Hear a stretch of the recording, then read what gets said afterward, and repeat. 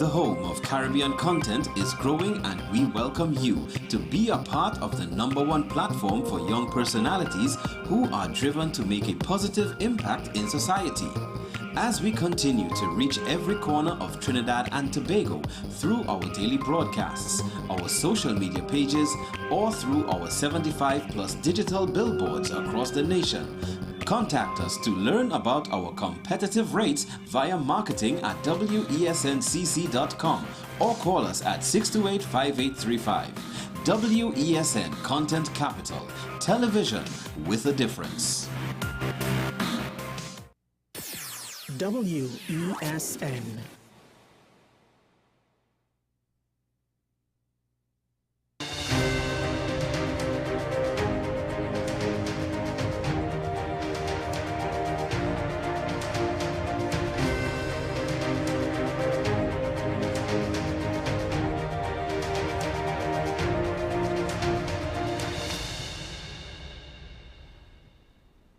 Well, the sun is rising. That means it's time for AM Prime. Hello there, and welcome to the program on WESN Content Capital.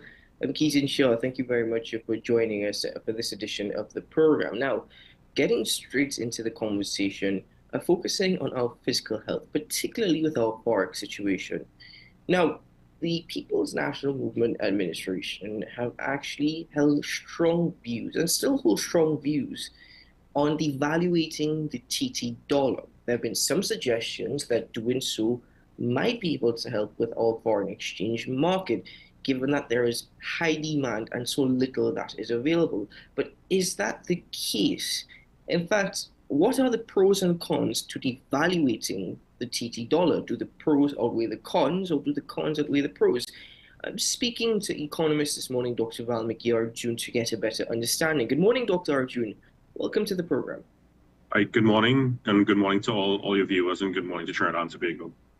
Well, Dr. Arjun, as I mentioned, the government has had a strong position on evaluating the TT dollar, even with the Minister of Finance saying that we will not do that, we have not done that. The Prime Minister saying it will create too much hardship, and that's not the role or the job of the government, to create hardship.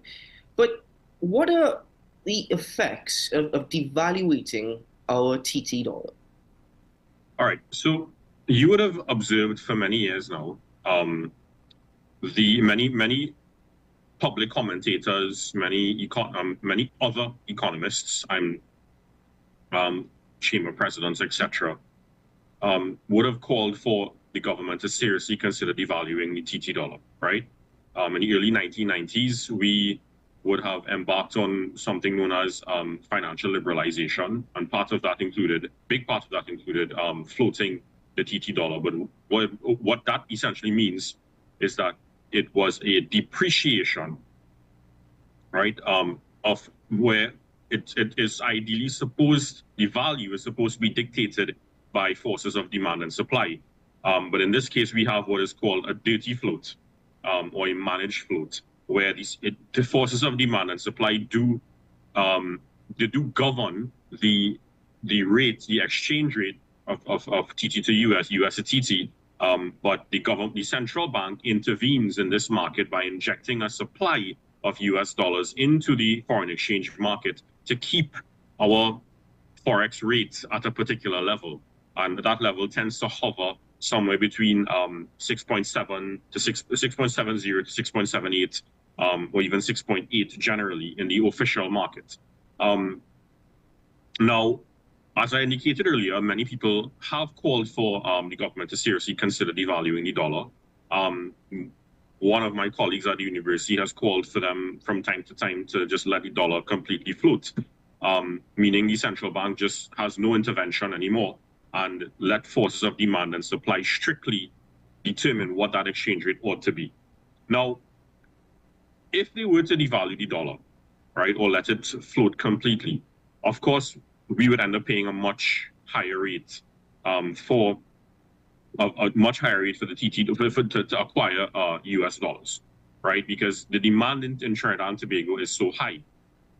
Now, from a theoretical standpoint, right, what I call a textbook standpoint then, right, is that the expectation is that if you were to devalue the dollar, it means that your exports, or in fact the items that you produce locally here in Trinidad and Tobago, be it oil, gas, the other energy commodities, food items, agricultural items, and whatever other items we manufacture here, those items become cheaper, making it more lucrative then for us to export those items because they're cheaper relative now to the US dollar, right?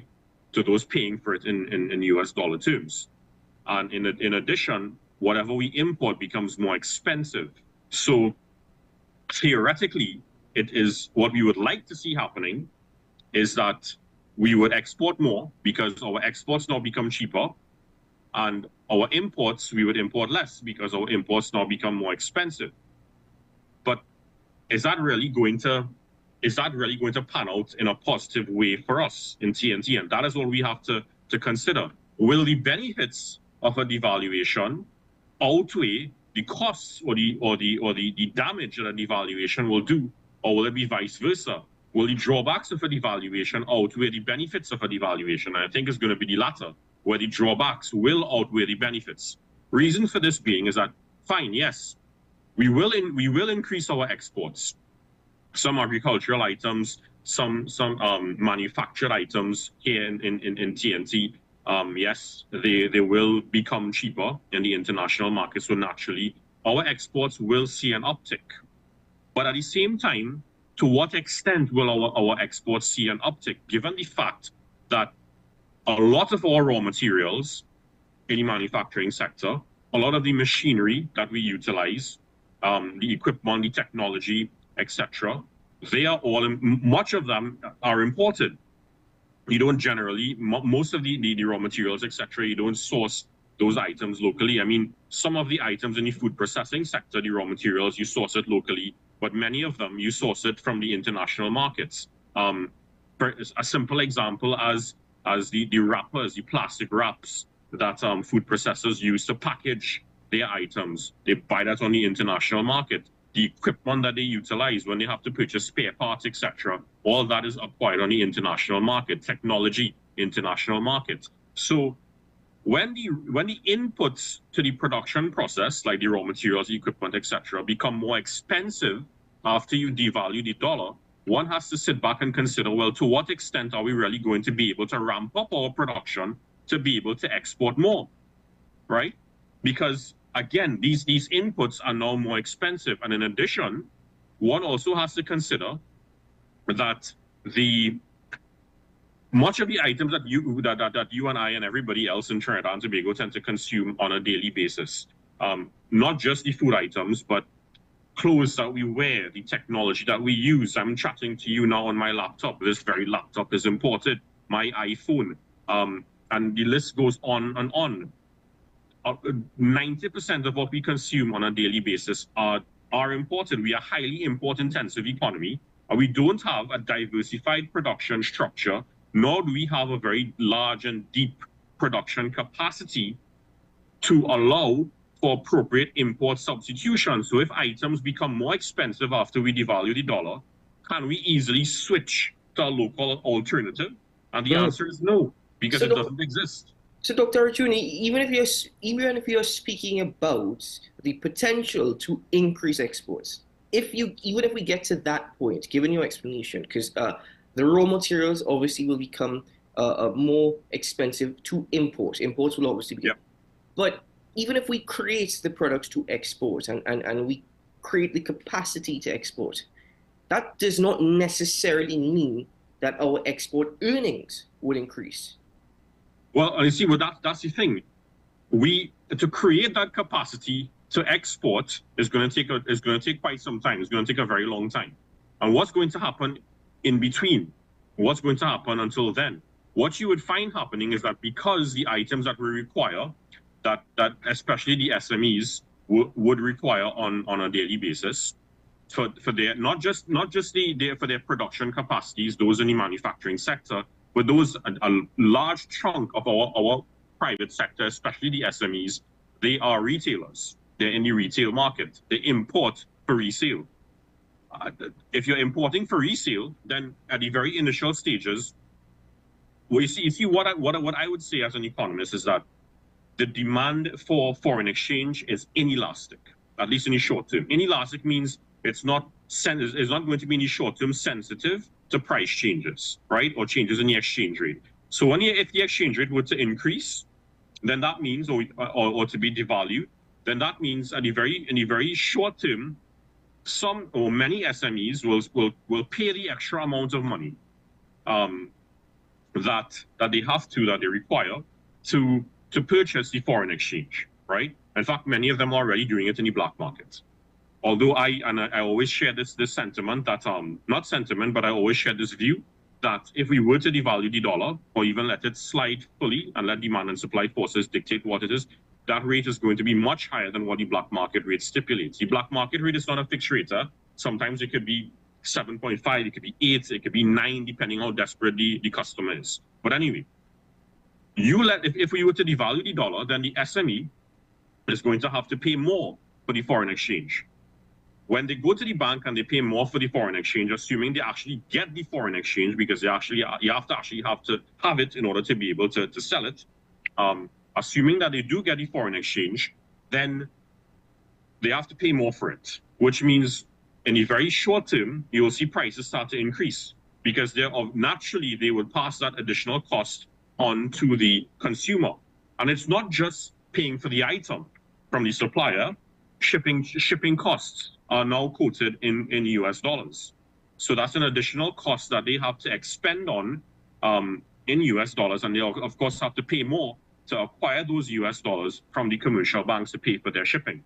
So let me just complete the point. In the very short term, what would happen is that they would continue to purchase the Forex in the very short term, but they would end up paying more for it, which means passing it on to the consumer. But then after some time, one has to consider how will they be able to afford to continue paying this higher cost for the foreign exchange. So after some time in the medium term, you may very well find some of these organizations, these small companies, starting to downsize or even close because of the very mere fact that they cannot cope with the higher cost of the Forex.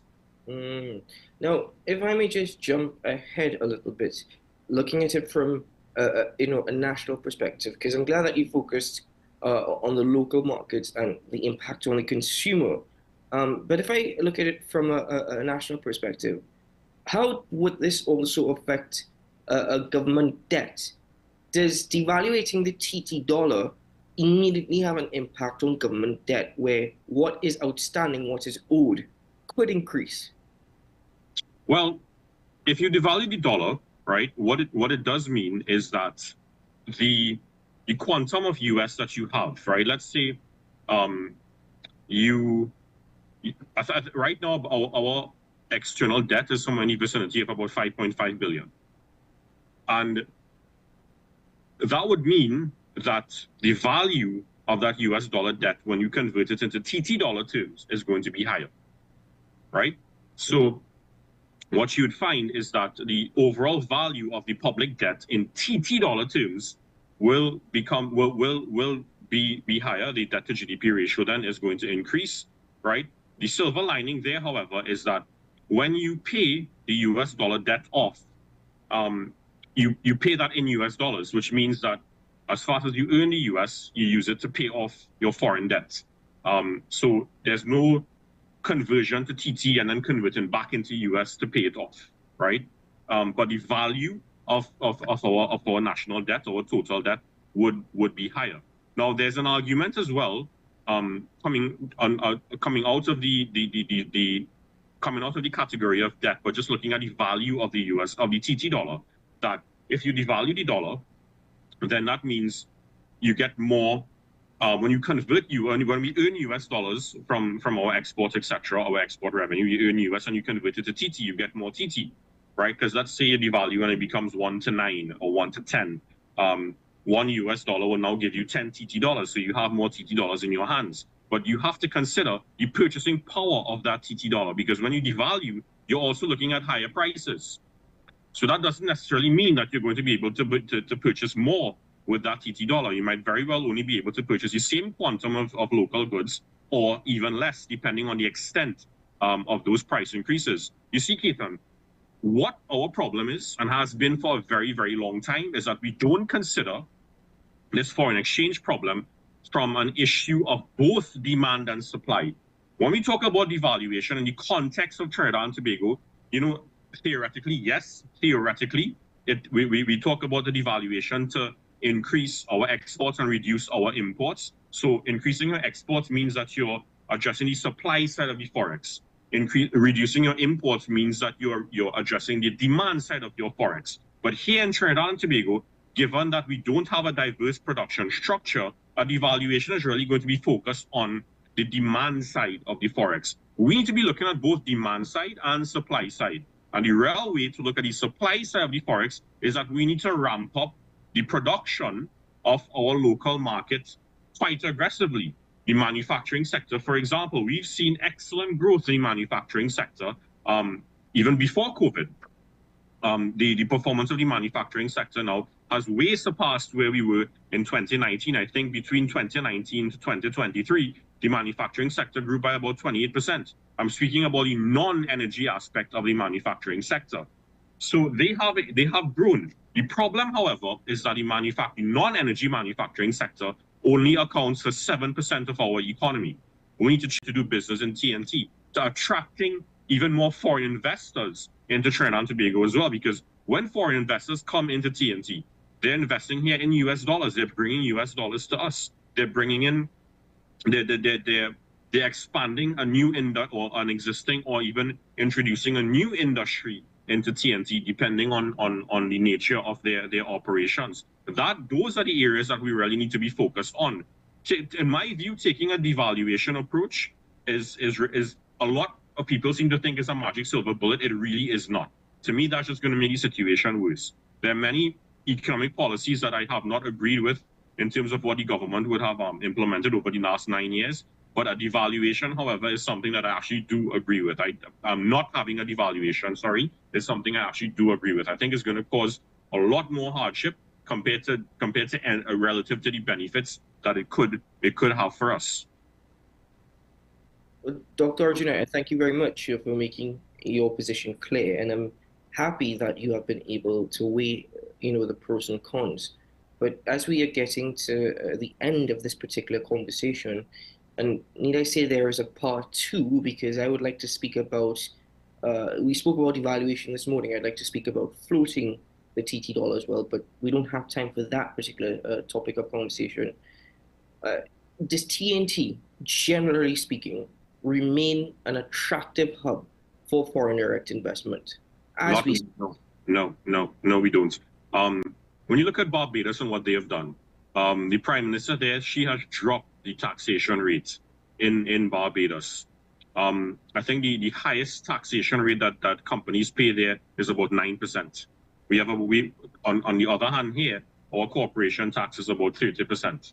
So the taxation environment is one thing we have to look at. The other issue is the extent to which companies, both local and foreign, the bureaucracy that they have to go through in terms of getting licenses and permits when they import commodities and they have to go clear these items at the port. The extent of the delays because of customs, red tape, having to pay customs overtime, high rent and demurrage costs at the port, and the list goes on and on.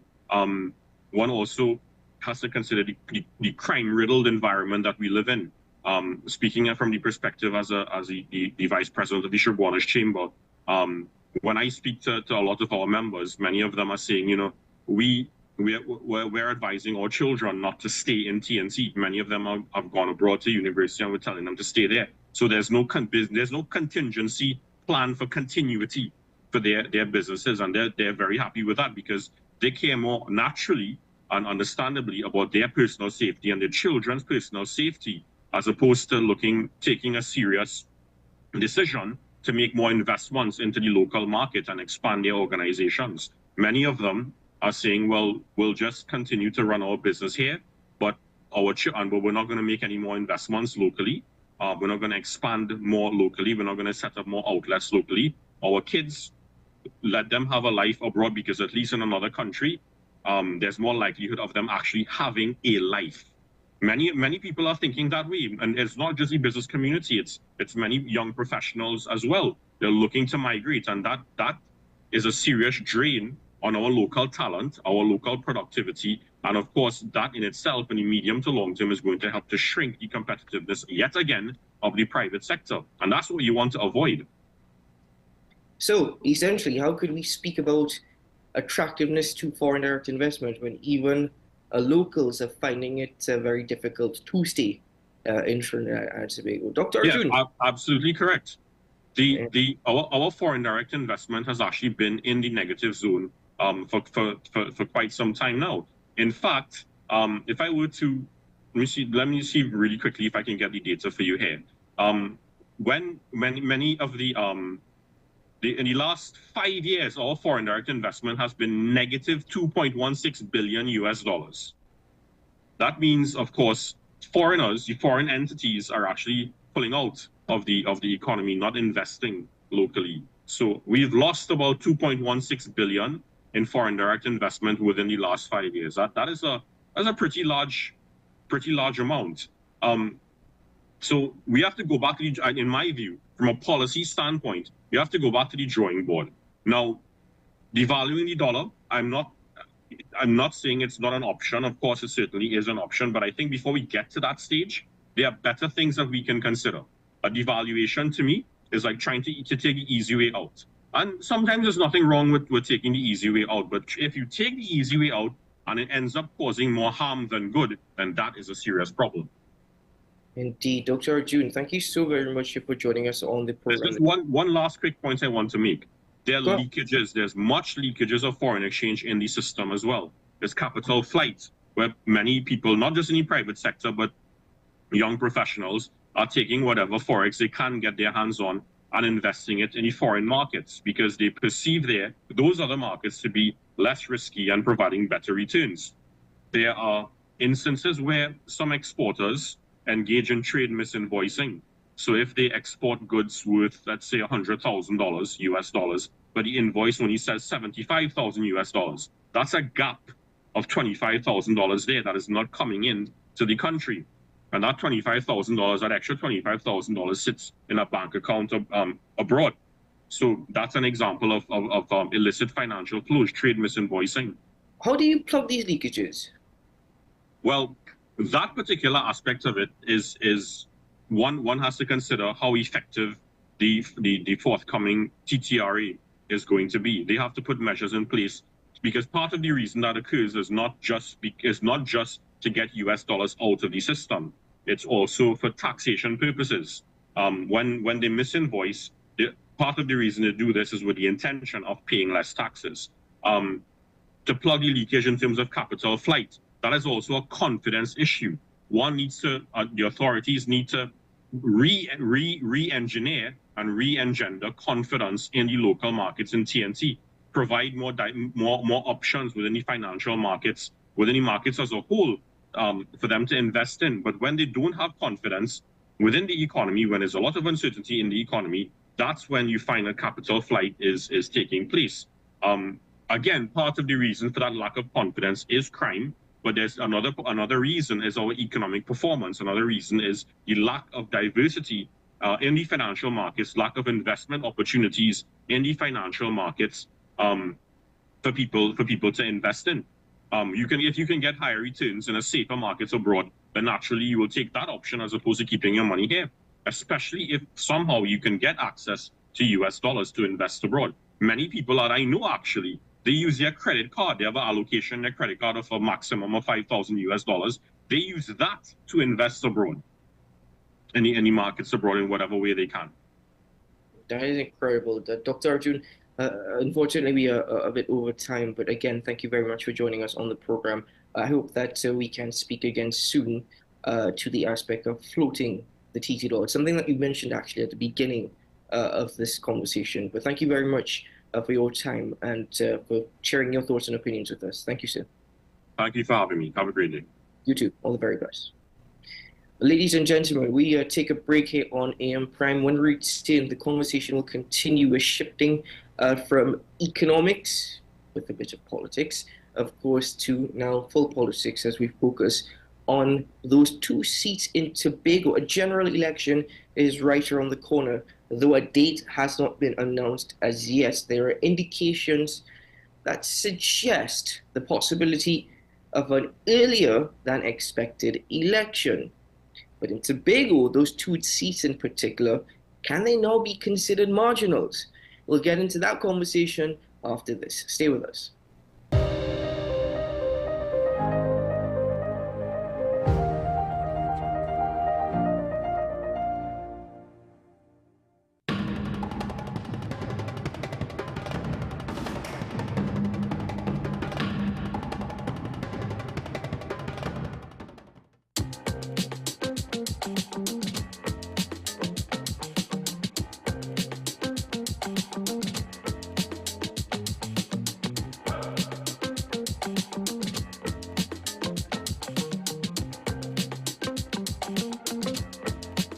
Transform your home with PCU Plus. From stylish furniture to the latest appliances, we have everything you need to create your perfect space.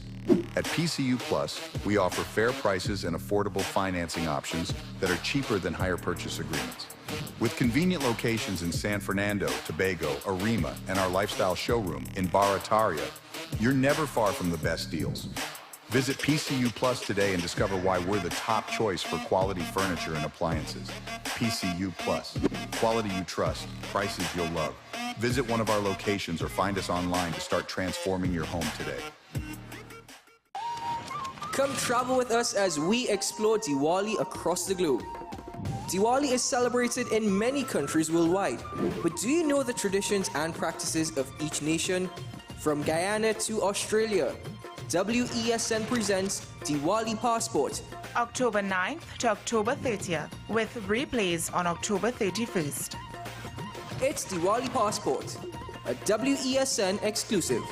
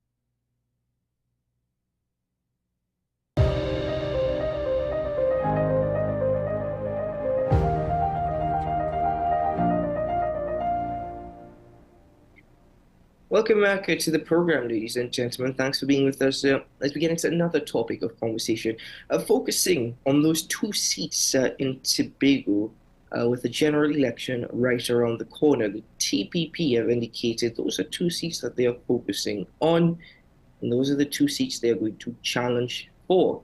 Could the two seats in Tobago, Tobago East and Tobago West, now be considered marginals? Well, I'm joined this morning by Dr. Varnas James. Good morning, Dr. James. Thanks for being with us. Good morning, Keaton. Morning to your audience too. Thank you. Getting straight into the conversation this morning, with the TPP indicating that those are the two seats we are going for. We are not necessarily competing in a general election, but more so in an election for Tobago. With all their efforts, resources being prioritized, could we now suggest an argument? Is there an argument that the two seats in Tobago can be deemed as marginals? Well, by marginals, you mean seats that either side could win? Of course. Close enough. I don't think so. I think if you measure the performance of the government in Tobago in the THA, now you would find that it is very weak, very poor over its entire term. First, they had all of the confusion with the breakup of the PDP, and then they destroyed the economy in 2022 and has not recovered yet. And they have not been helped by the PNM with the cutting the development budget for Tobago every year since 2022 because of their own incompetence in representing the interests of the people of Tobago, their inability to lead the government in Trinidad in any adequate way, and so on. So when you measure that in a context in which everybody's campaigning, I don't think the Fali's party could win any of those two seats. Either the PNM will win them or somebody else will. So in that sense, I don't think they are marginal with respect to whether PNM could win them or not. The PNM's own performance is not stellar, but the people of Tobago really, the vast majority of people in Tobago, I think, would blame Fali and his team more for their incompetence. And when in a real campaign, when everybody is participating, I don't think that they will be able to win either of the seats. Do you think, though, that the current THA executive will still have an argument of the landslide victory in 2021? Do you think going forward and saying, we have tried our best, the People's National Movement Administration has not assisted Tobago in any way? For example, look at the budgetary allocations that we have received since we came into office. Do you think that that argument from 2021 to the PNM's, well, not necessarily helping Tobago, is something that has become stronger and stronger, that argument? Well, we've run the THA for a long time in Tobago, and we know what a government in Tobago has to do to delink itself from the limitations imposed by the budgetary transfers of the central government. And this government went into power knowing what those things are, and it has failed to do them. And that's what they will be held accountable for in Tobago. We agreed in the election of 2021 that if we win the government, we would put together a development bank right away as the main instrument to escape the limitations of budgetary transfers and allow Tobago to have a serious development budget to move the economy forward. That was not done. We also had a situation in which we agreed to reform the THA right up front to allow the people of Tobago to participate in the governance process. That was one of the main reasons. Those two things I'm saying there. The main reasons the people of Tobago opted to give the PDP a chance, even in the context of their understanding of the instability of a man like Watson Duke, for example. I participated actively in that campaign, and I could tell you what the case was that we made to the people of Tobago to transform the system of government, using the fact that the law in Tobago allows the THA to set up itself in a way that brings the people into office. It says you can take all such steps as you wish to take to do your job. And they have refused to do that on the bogus ground of reforming the structure will create a quote-unquote bureaucracy. Democracy is not bureaucracy. And when we put that case to the people of Tobago against Fali and his team, they will lose. They cannot. The people of Tobago have for near 300 years. We came in a little bit late into the slavery story, but we've been a major part of it. And for that entire period to today, people have sought to set up a system of government in which we're not operating as slaves to a master, but we have a voice in the way we are governed, not just in terms of the revolutionary idea of elections, but in the sense of a joint decision-making system, a participatory governance model. People yearn for that. And they also yearn, when I went around early in the year and talked to the communities, and we'll be going back to them, and all of the communities are saying what is going on in the THA doesn't work for them.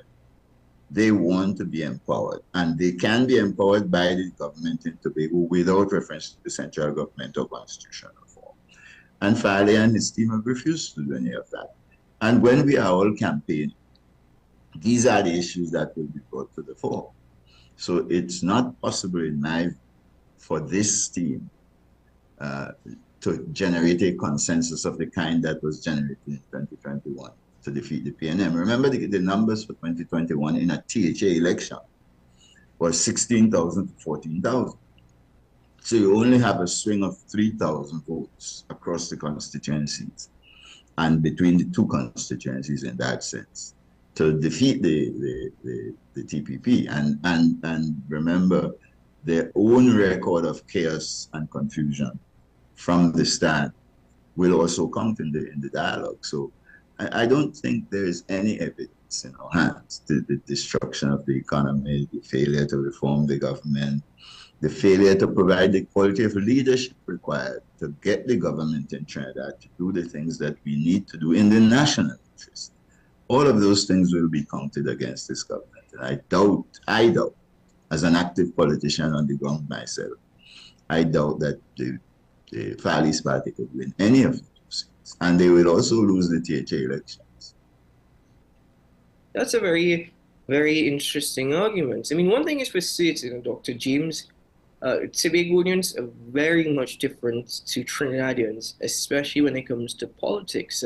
There is no tribal voting per se. They don't necessarily vote on race. And it has been proven that if they're fed up with you, that's it. They don't stick to the nonsense. So it would be very hard to actually determine an outcome. But if we were to put forward the perspective of the TPP not being a party with a national identity or a national vision, it's not a national party. It's a party solely for Tobago.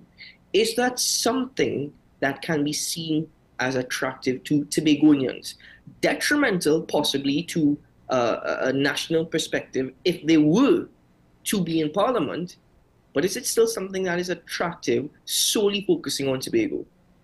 No, I don't think so. And I don't think so for major reasons. The data that you have, we were able to persuade Tobagonians to do internal self-government under Robinson because of the nature of the situation at the time. Right? Tobagonians were getting less than 1.2% of the national budget all the way up until I came to Tobago in 1997 to work with Hochul Charles when we decided to do the Dispute Resolution Commission. Tobagonians were accustomed to a government from Trinidad. And that was a burning problem since 1889. So when you see Tobago in the context of that history, what you recognize is the Robinson movement was able to use the bad treatment by Trinidad as a straightforward case because all of us in Tobago believed that. Now, having won the THA and having had the experience of 44 years of THA existence, we've learned as a society that we have a choice. Either we're going to secede or we're going to help to build the nation. And that lesson is resonating in Tobago. And what it means is you have to be able to make a case as half of the country to the rest of the other half and say, look, this is where we think the nation should go. And this is how we want to participate in that process. This is how we predict the nation will move in the next 20 years. This is how we think we fit.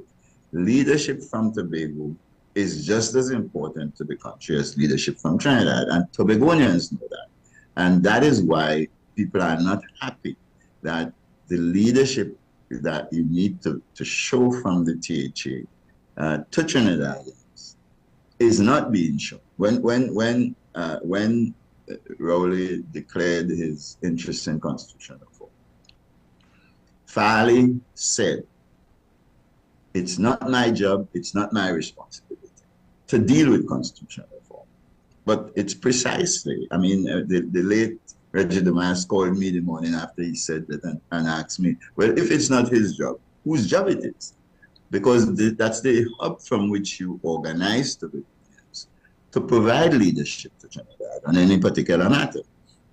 Tobago speaks to Trinidad through the THA. And so the mechanism that was required then also Fally to set up his own approach to constitutional reform, bring the people of Tobago into the conversation, and then say to Trinidad, this is what Tobagonians want. He failed to do that and withdrew into his shell. That's a failure of leadership, and he will not be forgiven for that. Because what Rowley has now done is to effectively abandon the agenda, if you read the budget, and is offering to put the two ridiculous bills that are in the parliament back on the floor. And that will just create another uproar in Tobago, and all of that will be held against the Fally regime. Remember, in a real election, in Tobago especially, everybody campaigns. The Tobago is not Trinidad where you have race and all these things. We are all going to camp. I routinely go on the platforms and campaign, depending on which side I think we have to hang the blame and where we have to lobby for a change in perspective. And once we could find a team that is prepared to understand the argument about where the nation should go and where Tobago should go, that team is going to be favored. And that's what we proved with the PDP. And I don't think that if the PNM has any sense, any ordinary common sense, it is possible for the TPP with a swing of that kind available. Tobago always has a big swing. About 20% of our electorate swings every election. And you can't win that swing because unless you are taking responsibility for where Tobago is going. The swing is a responsible vote. It's not a tribal vote as you have heard. So they look and see how you've done, how you're doing, what you're saying. When you hold a party meeting, when you hold a public meeting in Tobago, people come to listen to what you're saying. And they will hold you to account if you are at fault. There is no slick talk in a Tobago election. It's straight analytical stories you have to tell people that make sense. And there will be an effort to hold Fally to account. And the PNM will be part of that effort. Others will be part of that effort. If no other party arises to remove the PNM, to remove Fally, then the PNM will win the election. It's not marginal in that sense. Let me first ask you, from your perspective, does any such team currently exist? From your standpoint? People are trying. I know people who are trying to build their alternatives. It takes work and money and so on to build an alternative. I know, for example, that the former presiding officer of the THA is trying to create an alternative in the IDA and so on. But in Tobago, it's not who you're going to put in. It's what are we going to do to deal with our situation. That's the core question in every Tobagonian's mind, because we're very conscious of the dependence on Port of Spain and the need to reform both the government in Trinidad and the government in Tobago in order that we in Tobago can make progress. We know that we cannot make progress without progress being made in Trinidad on the constitutional issues and to some extent on the economic reform issues. But we can do well on our economy even if you don't have economic reform going on in Tobago, in Trinidad, as long as the constitutional arrangements allow it. So what will happen is that this will be put to the young people in Tobago who will have the biggest say in where Tobago is going. And I don't think they are sufficiently shallow or are shallow at all, because I go to them in their communities and talk to them. And I could tell you, these are wise people, young and old in Tobago, and they will pay attention to where we are today as an island.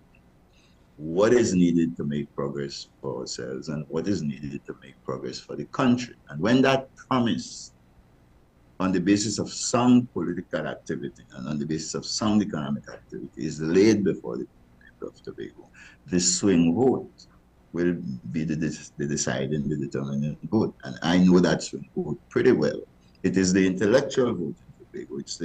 It's the teachers and the police officers and the lawyers. And it's those people who made the NAR party in Tobago and made the DAC and joined with Robinson. And those are the people who swung from the PNM in 2021 to get you the 3,000 or so more votes you needed to remove them from office. How and is this, many of them were PNM people who told me, I think you are right, I'm going to vote with you. That's interesting. How would you rate the People's National Movement's performance over the last 4 years, going into 5, of course? For the country, dismal. For the country, not good at all. And it is for the people in Trinidad to understand the whole political landscape and make an appropriate move to remove the PNM from office in Trinidad. But if you're doing that in Trinidad and Fali and his team operates in the way they have been and continue to operate today, PNM will win the 2 seats unless another party is in the big.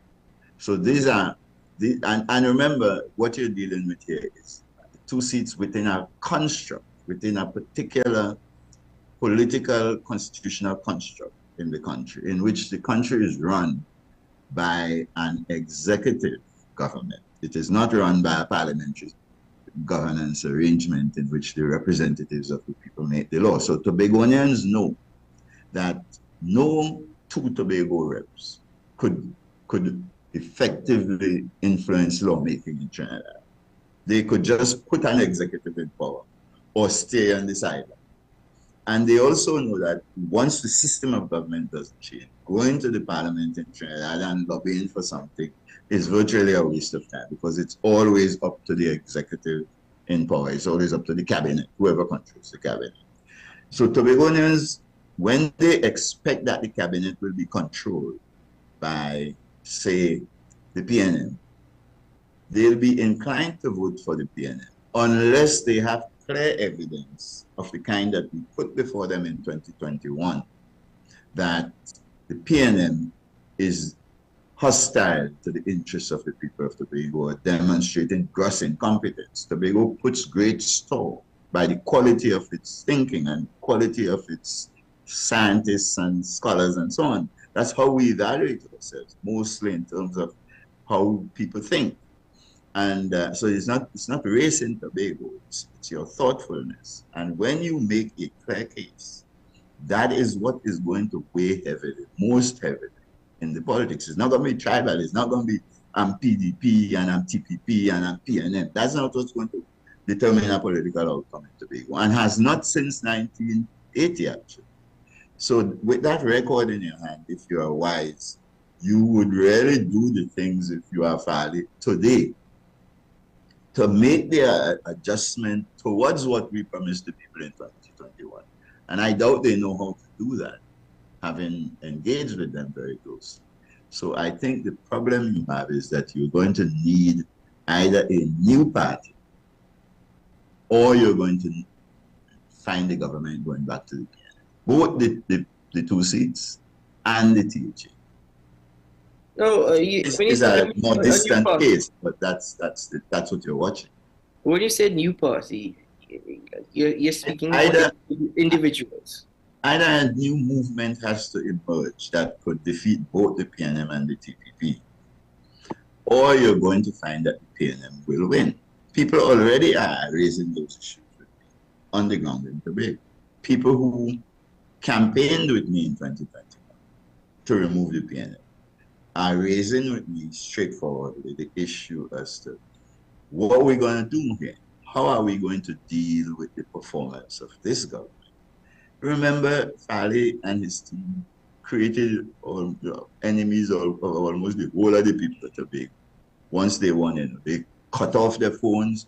All the people who campaigned with them, who wanted to communicate with them, they stopped answering their phones, they ain't talking to nobody, and they have put none of the arrangements we promised in place. So the point I'm making to you is there is a host of transgressions fresh in the minds of the people, and they're not going to be let off the hook just because of something where you call they're young and they're inexperienced. Because people know if you are honest with us and you think you're young and you don't know what to do, you call all the rest of us in. You don't just go off and make mistakes and destroy our prospects. The economy of Tobago today is in the doldrums, and it will remain in the doldrums through 2024 and 2025, from my prediction as an economist. And I can tell you, when the economy is in the doldrums in Tobago, people want change, no matter who is in power. People want change. They will want somebody to be held accountable for the state of the economy. And they feel it, because remember, although the unemployment rate is 1% and 2% in Tobago, the reason for that is people have to pack their bags and leave and go to Trinidad. So people, every family in Tobago, in every region, in every district knows that experience. And they will hold you accountable for it. So there's no escaping here. This is a place where politics is straightforward and clean. And it will be performance-based the next election. Well, Dr. James, need I say to be continued. Thank you very much for your time this morning and for sharing your perspective with us on what's taking place in Tobago. And in relation to general elections, as I mentioned and as you mentioned, Tobagonians are different when it comes to Trinidad. They don't forget, they don't accept or practice. And they evaluate you on your performance. Definitely. Well, Dr. James, thanks a lot. Keep well and take care. All the very best to you. All right, ladies and gentlemen, only time will tell, as we mentioned, the general elections, which are due to be called within the next year. We can only speak further to that when time comes, of course, but from a historical context, we can obviously put forward thoughts and opinions. That being said, there is still a possibility to have an election in Trinidad and Tobago, of course, before 2024 closes its chapter. So I think with the 5 weeks notice given, government have until the second half of November to announce a date for an election in 2024. But we'll get into that discussion later on, ladies and gentlemen. For now, we got to take a break. Stay with us, and we'll return shortly.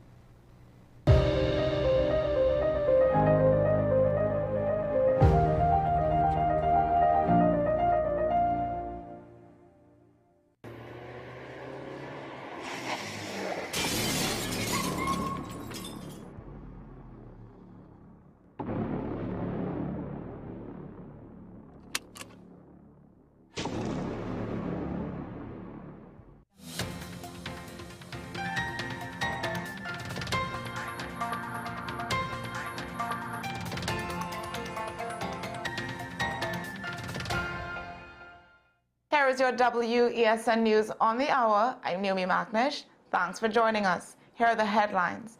Handyman charged with wife's murder in Princestown. Man arrested after found in teen's bedroom. 2 injured in early morning Belmont shooting. And internationally, October supermoon teams up with comet for rare stargazing opportunity. Now for the details. A 41-year-old handyman, Narad Sankar, was arraigned on October 15th for the murder of his wife, Laura Sankar, aged 34.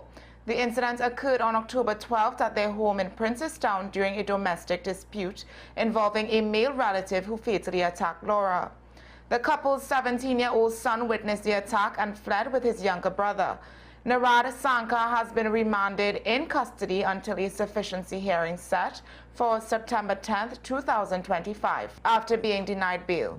A 25-year-old man is in police custody after being found in a compromising situation with a 15-year-old girl at her Lahokata home early Monday morning. Relatives returning home around 12:30 a.m. discovered a bicycle against the wall and upon entering the teen's room found the man on her bed while the girl stood nearby. An alarm was raised and officers responded swiftly, detaining the man. He was taken to the La Hocata police station where he acknowledged the offense but stated he had a lawyer. The Special Victims Unit has been notified and investigations continue. 2 men are receiving treatment following a shooting in Belmont early this morning. The victims, both 30 years old, were found injured on Belmont Valley Road after residents reported hearing gunshots around 1 a.m. Upon investigations, the men were discovered bleeding from multiple wounds. Emergency services were called and both men were rushed to the Port of Spain General Hospital for treatment. Police are continuing investigations. Internationally, this October, the closest supermoon of the year will light up the night sky, reaching its full phase on Thursday. At a distance of 222,055 miles, this supermoon is expected to appear larger and brighter than those in previous months. Adding to the excitement, comet Shushin-Chan Atlas is currently visible in the northern hemisphere. Although the moonlight may obscure some details of the comet's tail, NASA advises stargazers to look for it after sunset. If you miss this supermoon, the final one of the year will rise on November 15th. Well, that's news to the hour on WESN. I'm Naomi Macnish. Thanks for watching.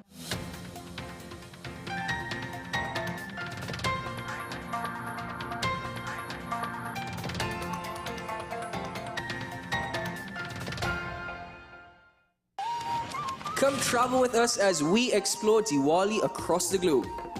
Diwali is celebrated in many countries worldwide, but do you know the traditions and practices of each nation? From Guyana to Australia, WESN presents Diwali Passport, October 9th to October 30th, with replays on October 31st. It's Diwali Passport, a WESN exclusive.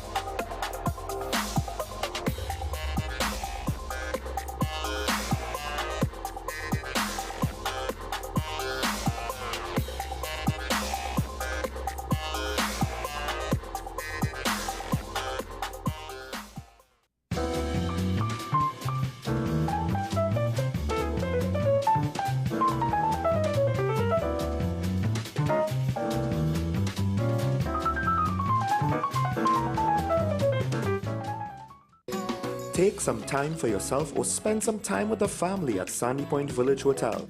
Enjoy our various studio and suite apartments, self-contained with their own kitchenettes and Wi-Fi. We also have our famous 100-foot swimming pool and our beachfront restaurant, the Steak and Lobster Grill. And our location in Crown Point puts us near the center of activity from the nylon pool to the local nightlife.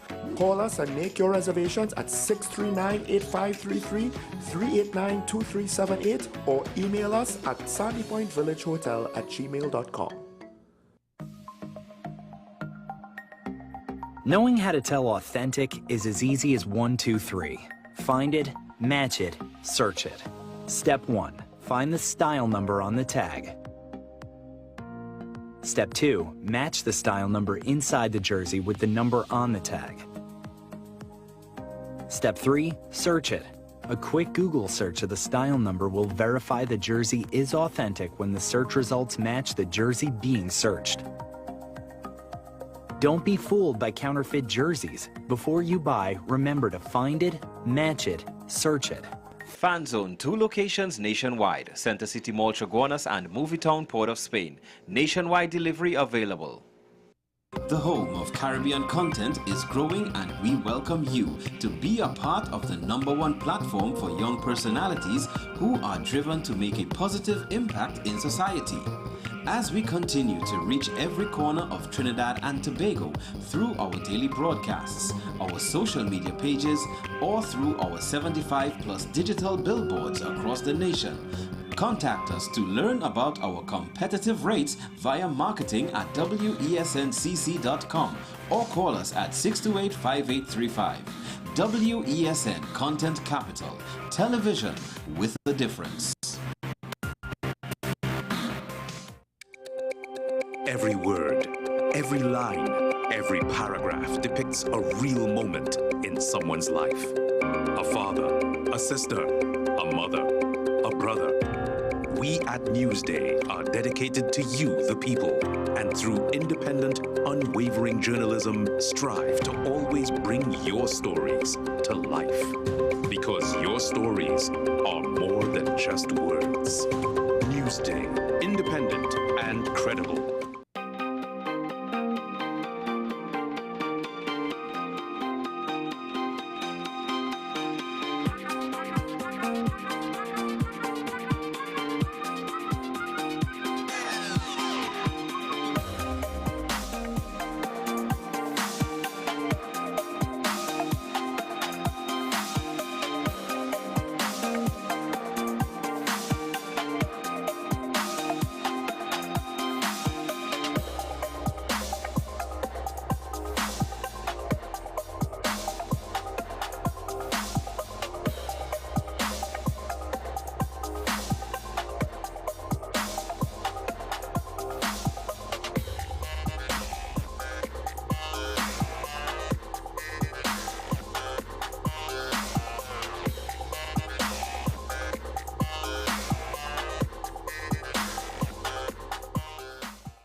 Pastor J, I want to get a tattoo. You really want to me. Respond to me how you would respond to me. The first question I'll ask is why? Controversial taboo topics. We get so consumed by church, we forget that we have to live the life of being a Christian outside of the Sunday. Like you say, services. we think going to a service makes us a Christian. Exactly. Yeah. Right. Right. So we are about to hear the second time Pastor J wanted to take a tattoo. Would have been late last year and early this year. Oh gosh. Hope Unfiltered podcast with Pastor J and Ren.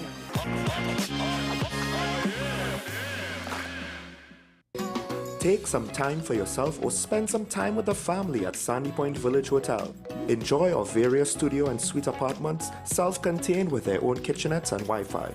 We also have our famous 100-foot swimming pool and our beachfront restaurant, The Steak and Lobster Grill. And our location in Crown Point puts us near the center of activity from the nylon pool to the local nightlife. Call us and make your reservations at 639-8533, 389-2378 or email us at sandypointvillagehotel@gmail.com. This is Face of Sports, WESN Content Capital. How you felt about the kiss on the lip? That's the business. I'm not to do with that. I find that was distasteful. The national senior team, whether you like it or not, that is the model for all other teams to follow. I'm assuming that the regional requirement may be a much stricter requirement. This is not about Pro League and Super League. This is a league run by the normalization committee that I'm responsible for. Nobody expected FIFA to fund this arrangement. If we don't get a professional attitude towards this, we are doomed for failure. You break the balance, trip the leg, control the body. They ain't gonna stand put forever. Why you want the Chiefs to lose so? Why you want the Chiefs to lose so? They already have two. Lamar don't Why? have. You're jealous because you know the Chiefs getting closer to the Patriots. Let's go to the last part. No, of the not Let's go to the last part.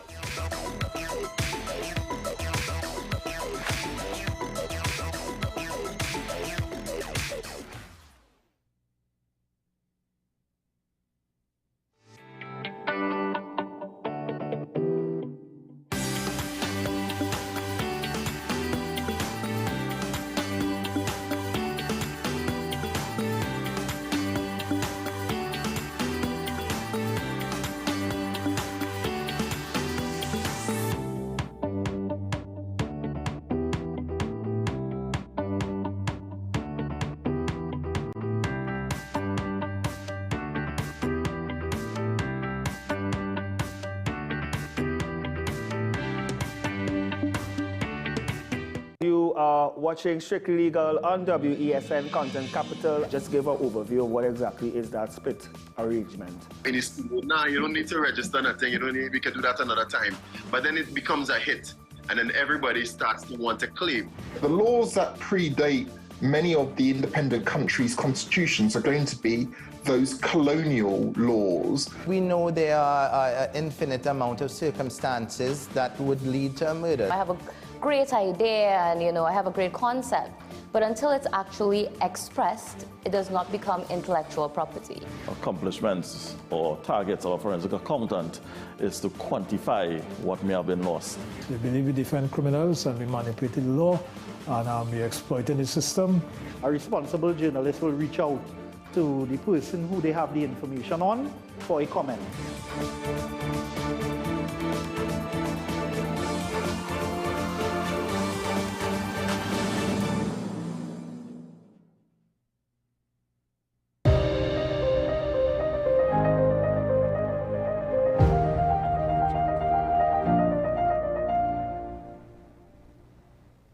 Ladies and gentlemen, thanks for being with us this morning. We know you kept you waiting, but the team in WSN were working very, very hard because unfortunately our last guest, well, they're not able to make it this morning. That's okay, it happens, and no worries about that at all. Now, ladies and gentlemen, with that being said, I bid you farewell for the day, given that the time that we have left. Let's all start our day as we get into that productivity mode. Wishing you all the very best. May you stay safe. May you stay safe. I always stress on that point. Do all that you can to protect yourself and your family. Look out for one another, of course, in TNT. And, let's, as I always say, try to make TNT a bit sweeter. Today is a good day to have a good day, only if you make it happen for yourself. And I'm Keaton Shaw, saying thank you very much to my guests, and of course to my team, Ryan Gomez-Burke and Mile Wood, and of course Naomi Watnish as producer of AM Prime. But until the next edition of AM Prime, we'll see you again very soon. Bye-bye.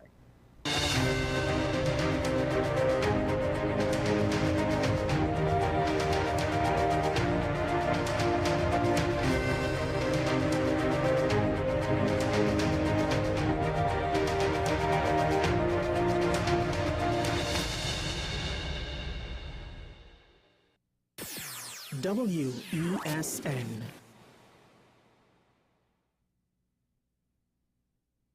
This is Face of Sports, WESN Content Capital.